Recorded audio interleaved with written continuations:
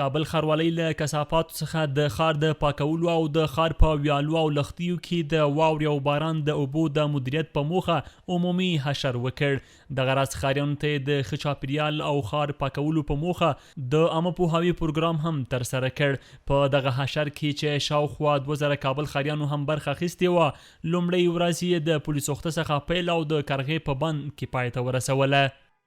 دغه حشر چې په حدود 2000 وطنداران د 15 ناحیې په سطح باندې پکې اشتراک کړی دی. دغه هدف دغه حشر هدف د ښار پاکوالی، د کثافاتو انتقال او د سرسبز ساحو پاکول او باید ساحې سرسبزه کول دي.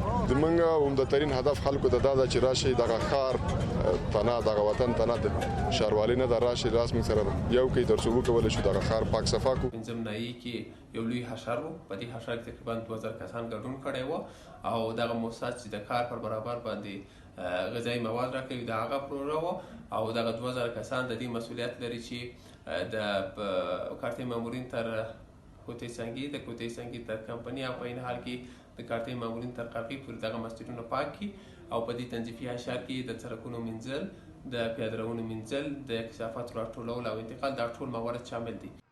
د کابل ښاروالۍ له لوري په دغه عمومي حشر کې د 15 ناحیې د 9 ګذرونو د مسؤلینو له لوري له هر ګذر څخه نږدې 120 کسان د ښار د پاکولو په موخه راټول شوي وو. ګډون کوونکو له ټولو ښاریانو څخه غوښتنه وکړه چې ښار خپل کور وګڼي او چاپیریال ته پاملرنه وکړي.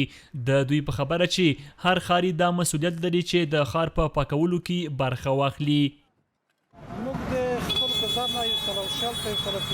کسانو پورې موږ راوستلي دي او دا کسان ټول داوطلب راغلي د دې په خاطر چې د ښار پاکي وکړو، د ښاروالۍ سره موږ همکاري وکړو ځکه دغه ښار د ټولو دی باید په دوی کې ټول بنده وو. دا د خوشحالۍ نه راوتلی په دسمینه یې راباندې چې د خپل وطن پاک کړو. خو ښاریانو ته دا چې هر سړی باید د خپل وطن، د خپله کوڅه، د خپله لار ګلالۍ پاکه وساتي. کاغذ په جوب کې واچوي، یوسي په یوه ځای کې واچوي، پلاستیک، خاورې، جنګلات په ځای معلوم وي په خپل ځای کې ودرېږي، نه داسې چې هر ځای پراته وي.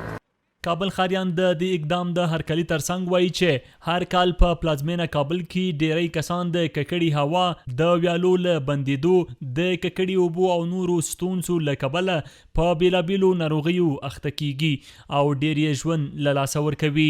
نو اړینه ده چې ټول ښاریان ناکاره او اضافي مواد په خپلو ځانګړو ځایونو کې واچوي او خپل چاپیریال په خپله پاک وساتي.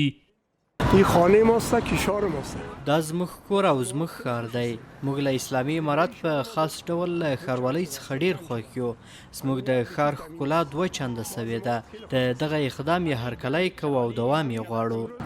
موږ خوشحال یو، موږ خوشحال یو چې وروره زموږ خپل وطن پاک شي، وروره صفا شي، وروره همدغه خدمت چې وشي همدغه موږ ډېر خوشحال یو ښاروال یو.